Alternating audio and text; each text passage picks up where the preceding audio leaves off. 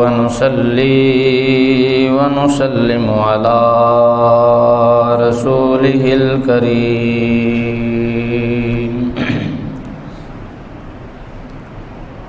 أما بعد فأعوذ بالله من الشيطان الرجيم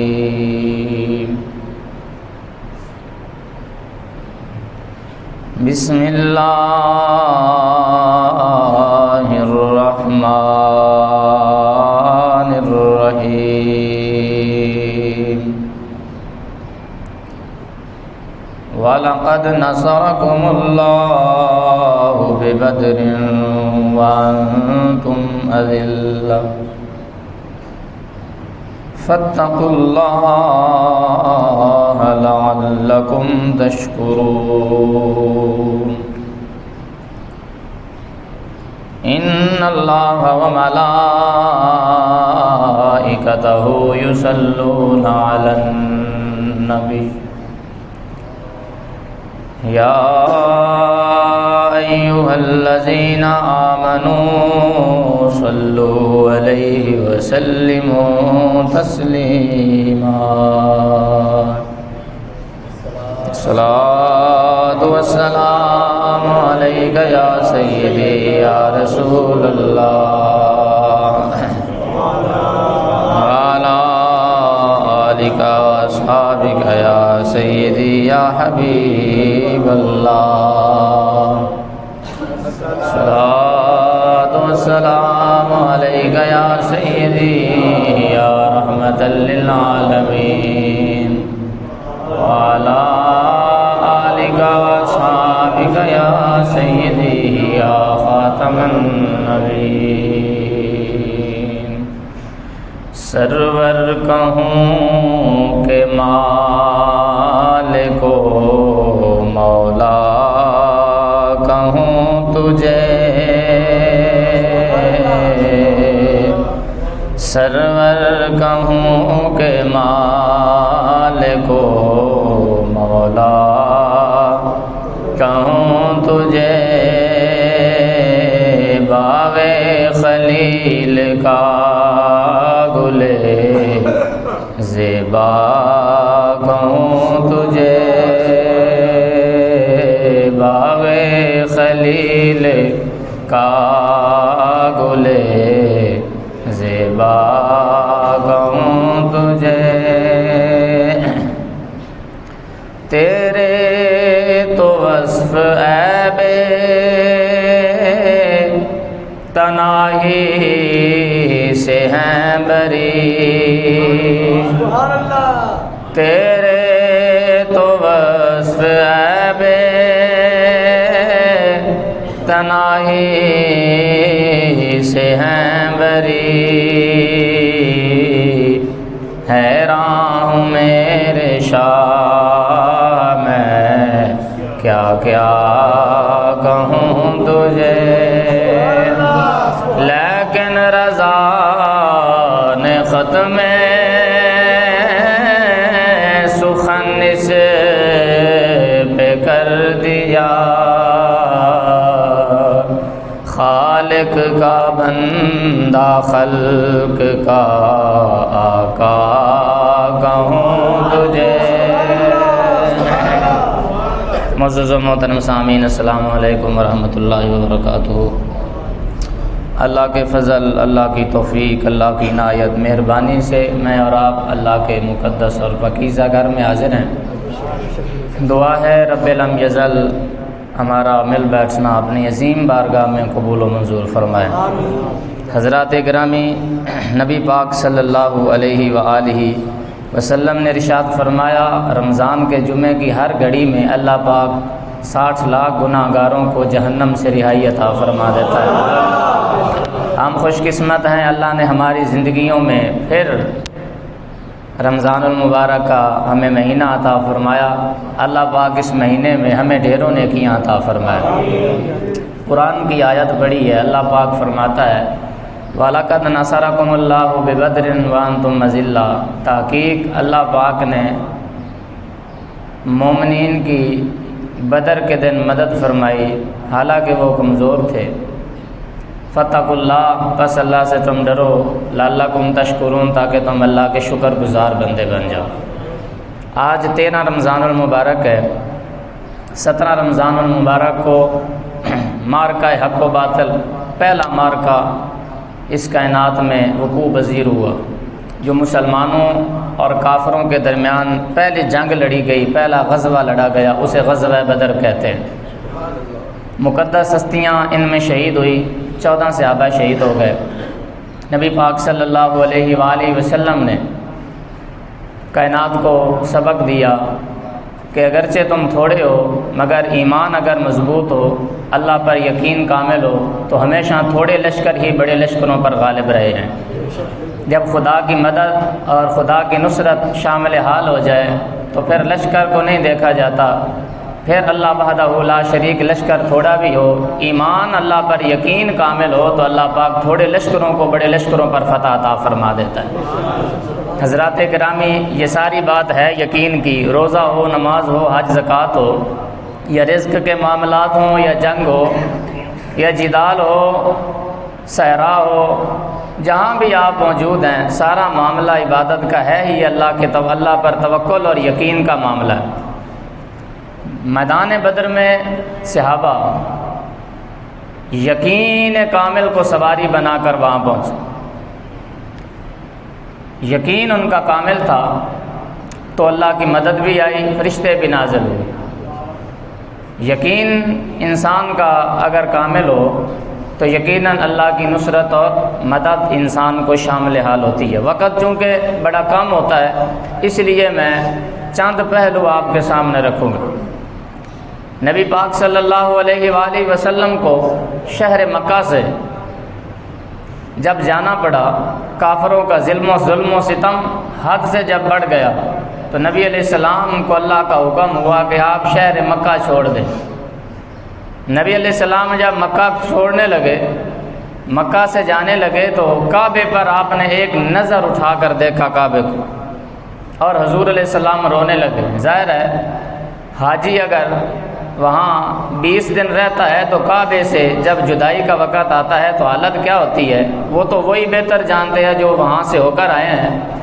لیکن جس آقا دو جہاں نے بچپن ہی شہر مکہ میں گزارا تھا، اپنا آبائی وطن اور اپنا گھر بار ہی وہاں پر تھا، ماں باپ کا وطن چھوڑنا یہ بڑا مشکل ہوتا ہے۔ نبی علیہ السلام اللہ کے دین کے لیے چونکہ جا رہے تھے، نبی علیہ السلام نے ایک نظر کعبے پر اٹھائی اور دیکھا کعبے کو، اور بڑا پیارا جملہ سرکار نے ارشاد فرمایا۔ سرکار فرمانے لگے، اے اللہ تجھے پتہ ہے مجھے کعبے سے بڑا پیار ہے، اللہ تمہیں پتہ ہے میں کعبے سے بڑی محبت کرتا ہوں، کعبے سے مجھے بڑا پیار ہے۔ یا رب العالمین، یا ارحم الراحمین، تو میرا رب ہے، تو میرا خالق ہے، میں کعبے سے محبت کرتا ہوں، اس شہر سے مجھے محبت ہے، یا اللہ مجھے اب وہاں لے جا جس شہر سے تجھے محبت ہے۔ فرمایا محبوب پھر ہم تمہیں شہر مدینہ میں لے کر جاتے ہیں، شہر مدینہ سے تیرا اللہ بھی پیار کرتا ہے۔ فرمایا شہر مدینہ ہجرت کر کے صحابہ اور رسول اللہ تشریف لے گئے۔ بڑی دردناک داستان ہے، بہرحال وقت کے دامن میں چونکہ گنجائش نہیں ہوتی، میں آج انشاءاللہ کوشش کروں گا کہ وقت پر ہی ختم کر دی جائے تقریر۔ نبی علیہ الصلوۃ والسلام شہر مدینہ پہنچے، 2 سال ابھی گزرے تھے، دوسرا سال دوسری ہجری جا رہی تھی، رمضان کا مہینہ تھا۔ نبی پاک صلی اللہ علیہ وآلہ وسلم کو پتہ چلا کہ ابو جہل شہر مدینہ پر چڑھائی کرنے کے لیے لشکر جرار تیار کر رہا ہے۔ نبی علیہ السلام نے صحابہ سے مشورہ کیا، صحابہ کیا کرنا چاہیے؟ تو صحابہ نے مشورہ دیا کہ یا رسول اللہ ہمیں مدینہ سے باہر نکل کر لڑنا چاہیے، اس سے پہلے کہ ہم معصور ہو جائیں اور کفار آ کر شہر مدینہ کا محاصرہ کر لیں، ہمیں یہاں سے باہر نکل کر میدان لگانا چاہیے۔ نبی علیہ السلام نے فرمایا صحابہ پھر ہر ایک کھڑا ہو کر مجھے بتایا کہ کیا حکمت عملی ہونی چاہیے، کیونکہ نبی علیہ السلام کا یہ طریقہ مبارک تھا کہ حضور علیہ السلام مشورہ فرما لیا کرتے تھے ہر معاملے میں۔ نبی علیہ السلام چاہتے تھے مہاجرین اور انصار میں سے جو ان کے سردار ہیں، قبیلے کے بڑے ہیں، وہ کھڑے ہو کر مجھے مشورہ دے کہ کیا کرنا چاہیے۔ اب مہاجرین میں سے سرکار نے فرمایا اے مہاجرین جو ہجرت کر کے شہر مکہ سے میرے ساتھ آئے، کیا کرنا چاہیے؟ ایک سفید داڑھی والا بوڑھا کھڑا ہوا، کہیے نا سبحان اللہ۔ عمر زیادہ ہے، سفید داڑھی ہے، کمزور جسم ہے، ہلکی ہلکی پنڈلیاں ہیں، کھڑا ہوا، لمبی داڑھی ہے، جس کا نام سیدنا صدیق اکبر ہے۔ سب سے پہلے کھڑے ہوئے صدیق اکبر۔ میں کہا کرتا ہوں حضرت صدیق اکبر وہ عظیم ہستی ہیں جو خلافت میں بھی اول ہیں، اور جو گنبد خضرا میں رسول اللہ کی قربت میں بھی پہلے ہیں، جو زندگی میں بھی حضور کے ساتھ پہلے رہے ہیں، اور قیامت کے دن اٹھیں گے بھی حضور علیہ السلام کے ساتھ سب سے پہلے۔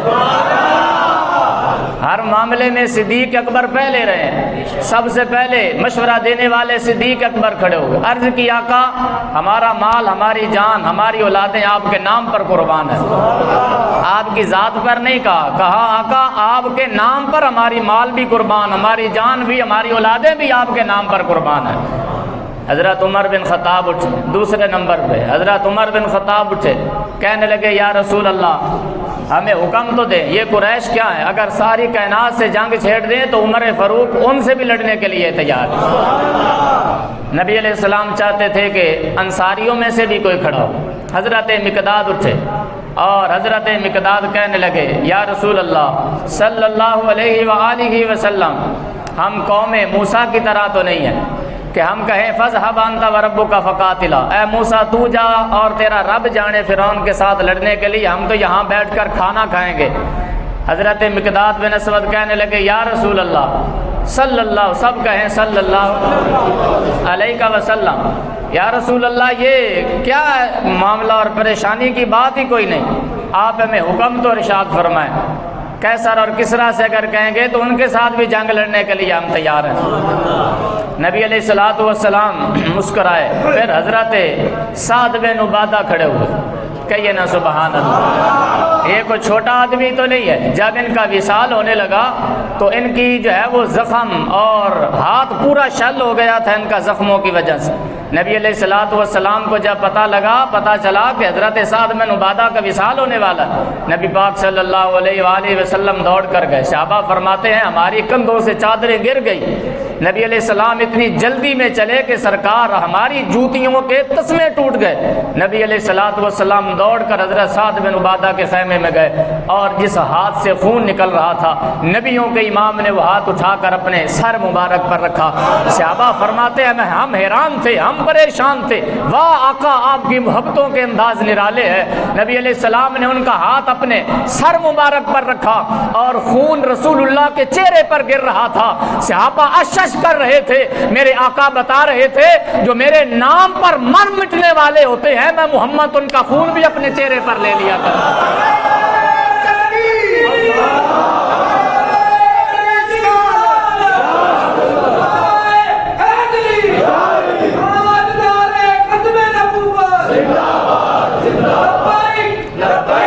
لبیک یا رسول اللہ، لبیک لبیک لبیک یا رسول اللہ۔ جب ان کا وصال ہوا، یہ ہے وہ حضرت سعد جو ابھی مشورہ دینے لگے، ان کا وصال ہوا تو آقا دو جہاں صلی اللہ علیہ وآلہ وسلم نے فرمایا جلدی جلدی ان کو غسل دو، اس لیے کہ مجھے پتا ہے کہ اگر ان کے غسل میں تاخیر کی گئی تو ہمارے غسل دینے سے پہلے ان کی میت کو اللہ کے فرشتے عرشوں پر غسل دینے کے لیے لے کر چلے جائیں۔ فرمایا اگر سعد کو ہم نے دیر کر دی تو اللہ کے فرشتے انہیں لے جائیں گے۔ ہر ایک کی شان نرالی ہے۔ نبی علیہ السلام نے جب ان کا جنازہ اٹھایا عجیب رنگ تھا۔ صحابہ فرماتے ہیں نبی علیہ السلام کے جنازہ اٹھانے کا انداز ہم نے یہ پہلی مرتبہ دیکھا تھا۔ نبی پاک صلی اللہ علیہ وآلہ وسلم نے جب بھی کسی کو کندھا دیا تو ایک کندھا دیتے تھے، دایاں کندھا دینا سنت ہے، لیکن آج عجب منظر تھا۔ صحابہ فرماتے ہیں نبی علیہ السلام نے ہمیں فرمایا تم سارے پیچھے ہو جاؤ، مجھے اکیلے کو اگلی جانب سے اٹھانے دو۔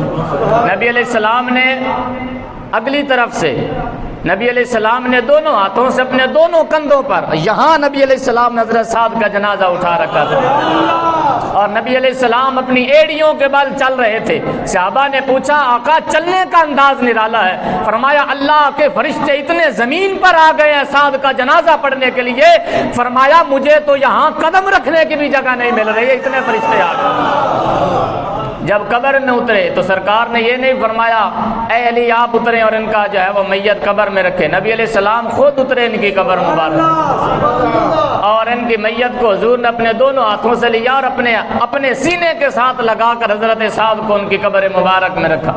اور پھر سرکار مسکرائے فرمایا ان سے قبر اتنا پیار کرتی ہے جیسے ماں اپنے بیٹے کو دباتی ہے. جوں سعد اپنی قبر میں گئے ہیں تو ان کی قبر ان کو دبانے لگی ہے محبت کے ساتھ. نبی علیہ السلام جب قبر مبارک کو برابر کیا گیا اور مٹی ڈالی گئی, نبی علیہ السلام اکثر وہاں کھڑے ہو کر استغفار کرتے, لیکن آج استغفار کرنے کا عجیب نرالا انداز تھا. نبی علیہ السلام استغفار بھی کر رہے تھے اور ساتھ ساتھ مسکرا بھی رہے تھے. کہیے نا سبحان اللہ. نبی علیہ السلام مسکرا رہے تھے اور سرکار فرما رہے تھے یہ وہ میرا پہلا امتی ہے جسے اللہ نے مسکرا کر کلام فرمایا قبر میں. فرمایا میں یہ دیکھ رہا ہوں کہ میرے اس امتی سے اللہ بھی مسکرا کر گفتگو فرما رہا ہے, اللہ بھی مسکرا کر کلام فرما رہا ہے. میں کہتا ہوں یہ نگاہ مصطفیٰ کا کمال ہے. آقا تو عالم دنیا میں کھڑے ہوئے تھے اور حضرت سعد کا حساب کتاب عالم برزخ میں ہو رہا تھا, مگر میرے اور تیرے آقا کی نگاہ کا یہ عالم ہے کہ جو عالم دنیا میں کھڑے ہو کر عالم برزخ میں جو خدا حضرت سعد کے ساتھ مسکرا کے گفتگو کر رہا تھا, میرا محمد عربی اسے بھی دیکھ رہے تھے. آقا انہیں بھی ملاحظہ فرما رہے تھے. حضرت سعد کا یہ معاملہ اس لیے ہوا, کوئی ایسا جملہ ہوتا ہے جو اللہ کو پسند آ جاتا ہے. یہ شان اس لیے ان کو دی گئی کہ جب بدر کا مشورہ کرنے کے لیے حضور نے حضرت سعد سے مشورہ طلب کیا, اے سعد بدر میں جانا چاہیے یا نہیں جانا چاہیے, تو حضرت سعد نے یہ جملہ کہا. حضرت سعد فرمانے لگے یا رسول اللہ صلی اللہ علیہ وسلم آپ ہمیں کہتے ہیں جانا چاہیے یا نہیں جانا چاہیے, اگر آپ ہمیں انگلی کا اشارہ کر دیں کہ اے سعد تم نے اپنے گھوڑوں کو دریاؤں میں ڈال دینا ہے. فرمایا جب دریا میں گھوڑا ڈال دیا جائے تو بچنے کا چانس نہیں ہوتا. فرمایا آقا اگر آپ ہمیں کہہ دیں کہ آقا کے نام پر میرے نام پر اپنے گھوڑوں کو دریاؤں میں پھینک دو, فرمایا سعد ایک لمحے کے لیے بھی تاخیر نہیں کرے گا, آپ کے حکم کی تعمیل کرتے ہوئے دریا گھوڑوں میں ڈال. یا رسول اللہ لبیک. گاج کے مارو نعرہ, تو تسی تھک دے ہو تو میں بھی تو تھکنا. گاج کے مارو حضور دا نعرہ. زندہ باد زندہ باد ختم نبوت, زندہ باد زندہ باد تکبیر, اللہ اکبر رسالت, یا رسول اللہ حیدری حیدری ختم نبوت, زندہ باد زندہ باد لبیک لبیک یا رسول اللہ لبیک لبیک لبیک یا رسول اللہ. اور یہ نعرے اور یہ جو معاملہ ہے نا, یہ قرآن میں اللہ فرماتا ہے وَكُلًّا نَقُصُّ عَلَيْكَ مِنْ أَنْبَاءِ الرُّسُلِ مَا نُثَبِّتُ بِهِ فُؤَادَكَ. ہم نے اپنے نبی کا ذکر ہر نبی سے اس لیے کروایا ہے, اس لیے کہ نثبت بہ فؤادک, تاکہ تمام نبیوں کا جب ہم قرآن میں ذکر کریں گے تو نبیوں کا ذکر کر کے اور سن کر ہمارے نبی کے دل کو ٹھنڈک پہنچتی ہے. اس لیے ہم نے قرآن میں 21 سے زیادہ نبیوں کا ذکر کیا ہے. نثبت بہ فؤادک, اس لیے ہم نے ذکر کیا ہے جب آدم کا ذکر آقا پڑھتے ہیں تو میرے آقا کو دل کی ٹھنڈک ہوتی ہے. میں نے کہا اگر نبیوں کا ذکر میرے اور تیرے آقا کے لیے دل کی ٹھنڈک کا سبب ہے تو ہمارے آقا کا ذکر ہماری آنکھوں کی ٹھنڈک کے لیے سبب ہے.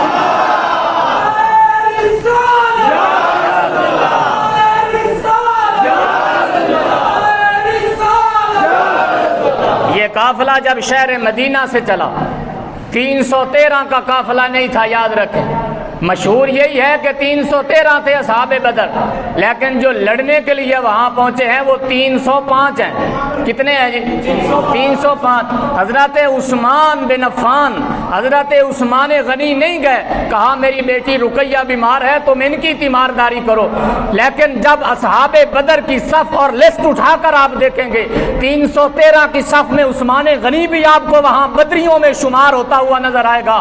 یا کہا کسی صحابی نے بھی نہیں کہا آقا عثمان تو وہاں گیا نہیں ہے, آپ نے بدریوں میں شامل کیوں فرمایا؟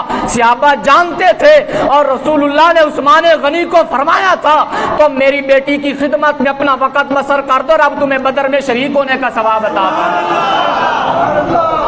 فرمایا ہماری بیٹی کی خدمت کرو، اللہ تمہیں بدریوں میں شامل فرمائے گا۔ بے شمار صحابہ اور ایسے تھے۔ مثال کے طور پر ایک عورت آئی، جب اعلان ہوا کہ ہم نے کل لڑنے کے لیے نکلنا ہے، سپر پاور کے مقابلے میں صحابہ نے نکلنا لڑنے کے لیے، ایک خاتون اپنے گھر میں بیٹھی رو رہی تھی۔ 6 سال کا بچہ آیا، 6 سال کا بچہ کہنے لگا امی جان اتنا زیادہ روتے ہوئے میں نے آپ کو کبھی نہیں دیکھا۔ کہا بیٹا روتی اس لیے ہوں کہ آج مبارک دن ہے، جس جہاد کے لیے ہم ترستے رہے، آج اس جہاد کرنے کی ہمیں اجازت مل چکی ہے، لیکن افسوس کا مقام یہ ہے میرا شوہر بھی زندہ نہیں کہ میں فخر کے ساتھ اسے بنا سوار کر جہاد کے لیے بھیجتی۔ آج اگر میرا بھائی زندہ ہوتا تو میں اپنے کسی بھائی کو بنا سوار کا دولہا بنا کر حضور کے ساتھ بھیجتی۔ روتی اس لیے ہوں کہ کوئی جوان بیٹا ہوتا اسے دولہا بنا کر حضور کے قدموں پہ قربان ہونے کے لیے بھیج دیتی۔ تو 6 سال کا بچہ ہے۔ میں افسوس اس بات پر رو اس لیے رہی ہوں کہ کاش میرا بھی کوئی ہوتا، آج حضور کے ساتھ لڑتا۔ پہلی جنگ ہے، مبارک جنگ ہے۔ 6 سال کے بچے نے کہا امی جان مجھے لے چلے، میں لڑنے کے لیے تیار ہوں۔ یہ جذبہ جہاد تھا، یہ جذبہ جہاد تھا۔ 6 سال کا بچہ لے کر نبیوں کا امام سورہ رحمان کی تلاوت کر کے نبی علیہ السلام فجر کی نماز پڑھا کے صحابہ کی صفیں ترتیب فرما رہے ہیں۔ نبی پاک کی بارگاہ میں یہ خاتون پردہ پوش ہو کر نبی پاک کی بارگاہ میں حاضر ہوئی۔ عرض کی آقا یہ 6 سال کا بچہ ہے، اسے بھی مجاہدین کی لسٹ میں قبول فرما لے۔ نبی علیہ السلام نے فرمایا یہ تو نہ تلوار اٹھا سکتا ہے، یا نہ نیزہ چلا سکتا ہے، نہ تیر چلا سکتا ہے، یہ ہمارے کس کام کا ہے؟ عرض کی آقا یا رسول اللہ یہ ڈھال بننے کے تو کام آ سکتا ہے، کسی صحابی کے ہاتھ میں پکڑا دینا، جب آپ کے صحابہ کی طرف تیر آئے گا تو یہ اٹھا کر ڈھال کے طور پر میرے بچے کو استعمال کر لینا۔ نبی پاک یہ بات کرنا اور بات سنانا اور سننا ہر ایک کے لیے بڑا آسان ہے، لیکن ایک ہی بیٹا ہو، ایک ہی لخت جگر ہو اور اس لیے پیش کر دینا کہ اس کو ڈھال کے طور پر جب تیر آئے تو میرے بیٹے کو آگے کر دینا، یہ کسی اور کی شان نہیں، یہ مصطفیٰ کے صحابیات کی شان ہے۔ نبی پاک صلی اللہ علیہ وسلم صحابہ فرماتے حضور رونے لگے، پرنم آنکھوں کے ساتھ سرکار نے کیا جملہ ارشاد فرمایا، کہیے نا سبحان اللہ۔ نبی علیہ الصلوۃ والسلام فرمانے لگے ہم نے اسے قبول فرما لیا، لیکن انہیں اپنے ساتھ لے جائیں، میں محمد عربی تیرے ساتھ وعدہ کرتا ہوں اگر یہ شہید نہ بھی ہوا اور کل قیامت کے دن جب شہیدوں کی لستوں کو اور شہیدوں کی صفوں کو اٹھایا جائے گا تو تیرا بچہ بھی شہیدوں کی صف سے اٹھایا جائے گا۔ ماں اگر نیک ہو تو بچوں کو فضیلتیں ملتی ہیں، ماں اگر نیک ہو تو بچوں میں تاثیر جاتی ہے، بچوں کو شانیں ملتی ہیں۔ بہرحال 313 کا یہ لشکر اور یہ قافلہ میدان بدر میں جا پہنچا تو کافروں نے 11 20 اونٹ ذبح کرتے اور کھاتے، شرابیں پی کر آخری رات آئی، کل مارکہ بدر ہونا تھا تو اس نے اپنا جاسوس بھیجا، ابو جہل نے کہا پتہ لگا کے آؤ کتنے ہیں۔ جاسوس نے جا کر کہا تم کہتے ہو کتنے ہیں، رسیاں تیار کرو، وہ تو اتنے کمزور ہیں، روزے رکھے ہوئے انہوں نے، کل جنگ لڑنی ہے اور انہوں نے وہاں روزے رکھے ہوئے۔ کہا سحری تو بڑی اچھی کی ہوگی، کہا نہیں کھجور کے ایک ایک ٹکڑے کے ساتھ سحری کی ہوئی ہے اور ان کے پیٹ ان کی کمر کے ساتھ لگے ہوئے ہیں۔ کہا اسلحہ زیادہ ہوگا ان کے پاس، کہا نہیں صرف 4 تلواریں ہیں، ایک روایت میں 6 تلواریں، چند نیزے ہیں اور چند ڈالے ہیں۔ انہوں نے کہا مسئلہ کوئی نہیں، رسیاں کٹھیاں کرو اور انہیں جو ہے وہ اونٹوں کی پشتوں پر باندھ کر کل کعبے کے سامنے ان کا مذاق اور تمسخر اڑایا جائے گا۔ مگر انہیں کیا خبر تھی ان کے پاس آقا دو جہاں موجود ہیں۔ صحابہ فرماتے ساری رات سرکار نہیں سوئے، حضرت ابوبکر صدیق بار بار کہتے، حضرت علی المرتضیٰ فرمایا کرتے تھے تم مجھ سے پوچھتے ہو کہ میں شجاعت والا ہوں، ہاں مجھ سے پوچھو کہ مجھ سے بڑا شجاعت والا کون ہے۔ کہا جب بدریوں میں اعلان ہوا اے 305 صحابہ کون آج رسول اللہ کا دفاع کرے گا، حضور کے خیمے کا طواف کر کے حضور کا ساری رات کون یہاں حضور کی حفاظت کے لیے مامور ہوگا، تمام صحابہ نے گردنیں جھکا دی، اس لیے کہ رات کے کسی لمحے میں کہیں سے تیر آ سکتا تھا۔ حضرت علی المرتضیٰ فرماتے ہیں واہ ابو بکر، اس رات ابو بکر نے سب سے پہلے ہاتھ کھڑا کیا، کہا اپنی جان دے دوں گا مگر رسول اللہ پر کبھی ایک تیر بھی نہیں آنے دوں گا۔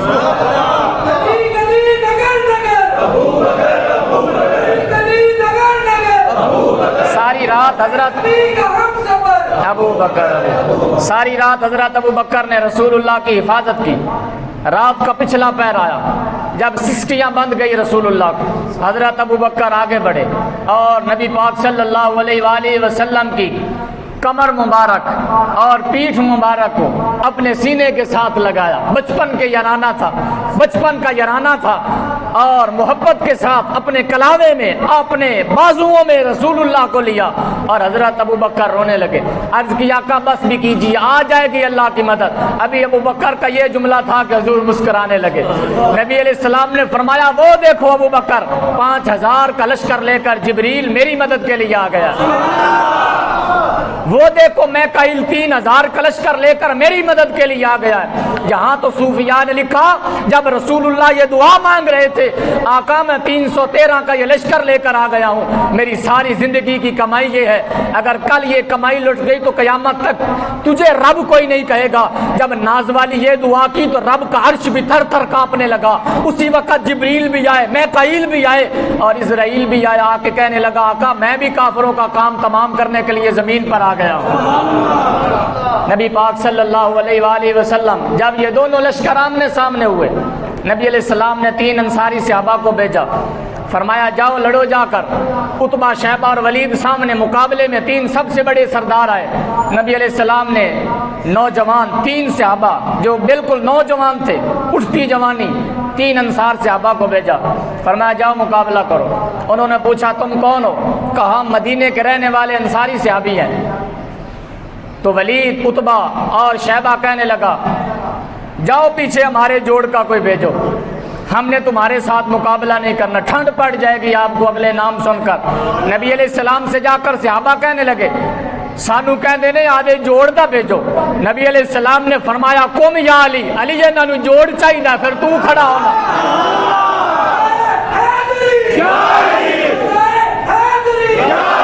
علی یہ نانو جوڑ چاہیے، قوم یا علی، علی تسا کھڑے ہو، وہ قوم یا حمزہ، اے ساڑھے چاچا حمزہ ہن تسا بھی کھڑے ہو جاؤ۔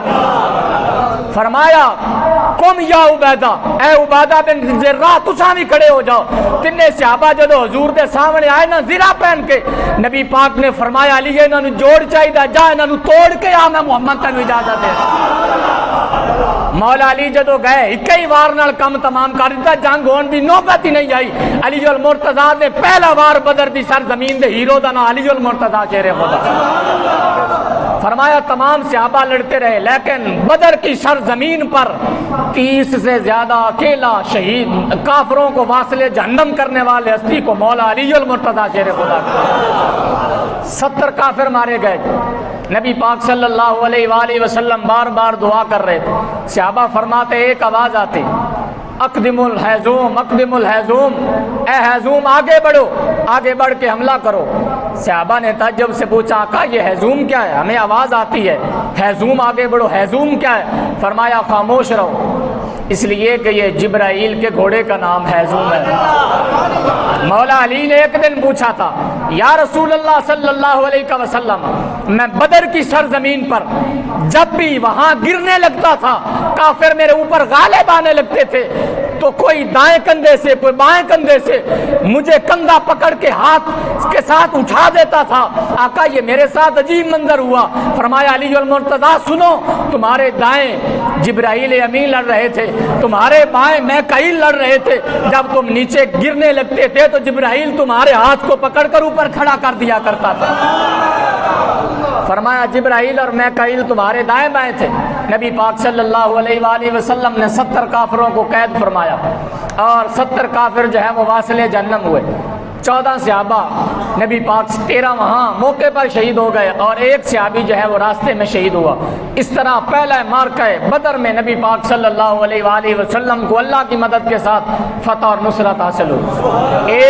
ایک رات پہلے نبی علیہ السلام نے صحابہ کو لیا اور سرکار نے چھڑی کے ساتھ نشان لگایا، بخاری کی روایت ہے، نبی علیہ السلام نے نشان لگایا، فرمایا صحابہ یہاں کل ابو جال گرے گا، کہیے نا سبحان اللہ، کل یہاں عتبہ مرے گا۔ نشان لگایا سرکار نے، کہا کہ کل یہاں شیبہ نے گرنا ہے اور شیبہ مرے گا یہاں پر کل۔ نبی علیہ السلام نے وہاں 70 نے نشان لگائے۔ صحابہ فرماتے، حضرت عمر بن خطاب فرماتے میں اپنے دل وچ دماغ وچ گل رکھ لئی انہاں نشاناں نو میں یاد رکھا، میں خود انہاں نشاناں نو یاد رکھا۔ ایتھے حضور نے فرمایا عتبہ نے مرنا ہے، ایتھے شیبہ نے مرنا ہے۔ اب قرآن یہ کہتا ہے بِأَيِّ أَرْضٍ تَمُوتُ، کسی کو کوئی خبر نہیں کہ کس نے کب فوت ہونا ہے۔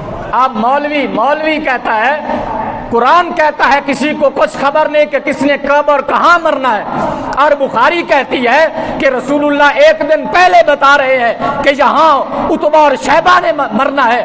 پھر قرآن کی بات سچی مانے یا حدیث کی بات سچی مانے، میں آپ کو ایسا جملہ اعلیٰ حضرت کی زبان میں دیتا ہوں، قرآن بھی سچا رہے گا، مصطفیٰ کا فرمان بھی فرمایا جو قرآن کہتا ہے نا، اللہ فرماتا ہے کہ کسی کو کچھ خبر نہیں کہ کس نے کہاں مرنا ہے، اس سے مراد یہ ہے اپنی طاقت سے کوئی نہیں جان سکتا کہ میں نے کب مرنا ہے، کہاں مرنا ہے۔ رب کے دیے ہوئے علم سے جان لیا جاتا ہے کہ کس نے کہاں مرنا ہے اور کب مرنا ہے۔ نبی علیہ السلام رب کی عطا سے جانتے تھے کہ یہاں عتبہ اور شیبہ نے مرنا ہے۔ حضرت عمر بن خطاب فرماتے ہیں خدا کی قسم کل جب میں نے مغرب کے وقت معائنہ کیا کہ کافر تو مر چکے ہیں، اب نشانوں کا اندازہ تو لگایا جائے۔ حضرت عمر فرماتے ہیں مجھے قسم ہے اس رب وحدہ لا شریک کی، ایک انگلی کا پورا بھی اس نشان سے باہر نہیں تھا، جہاں مصطفیٰ نے نشان لگایا تھا وہی کافر مرے ہوئے تھے۔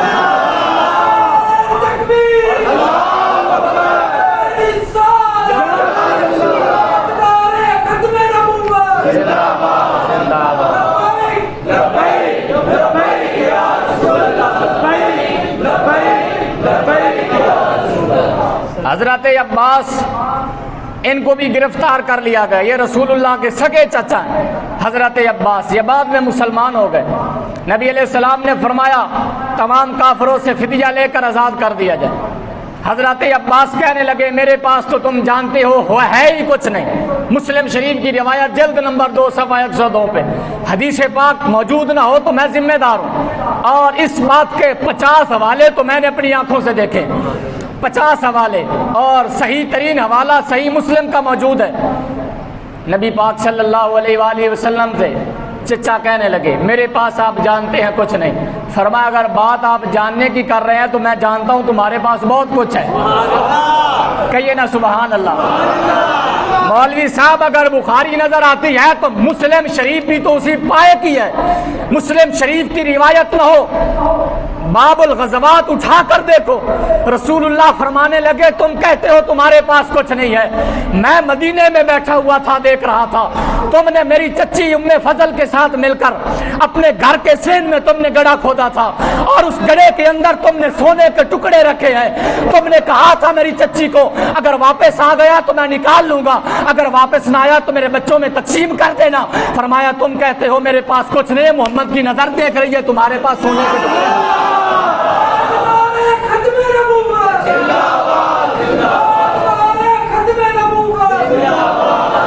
فرمایا چچا وہ سونا کہاں ہے جو میری چچی کے ساتھ مل کر تم نے چھپا کے رکھا تھا؟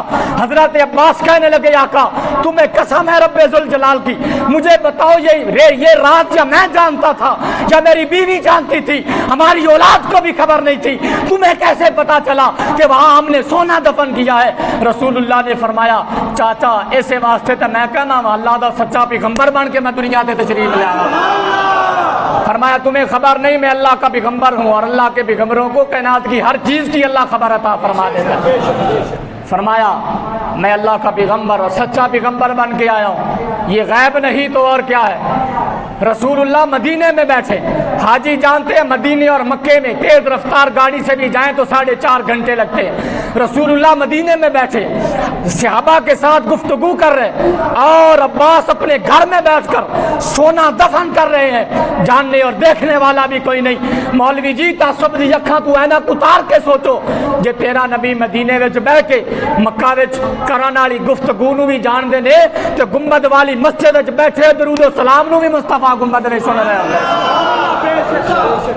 اگر رسول اللہ وہ سن سکتے ہیں تو گنبد والی مسجد میں بیٹھا ہوا بندہ مصطفیٰ پر صلی اللہ علیہ وسلم پڑھے تو رسول اللہ گنبد میں وہ بھی سماعت فرما رہے ہو۔ اس لیے مولوی کی بات نہ سن، وہ مولوی جس کے دل میں رسول اللہ کا بغض ہے، اگر سننی ہے تو مصطفیٰ کے صحابہ کا عقیدہ سن۔ صحابہ فرماتے ہیں میری تلوار ٹوٹ گئی، حضرت عکاشہ گئے دوڑے دوڑے، عرض کیا آقا تلوار ٹوٹ گئی ہے، تلواریں نہیں ہیں۔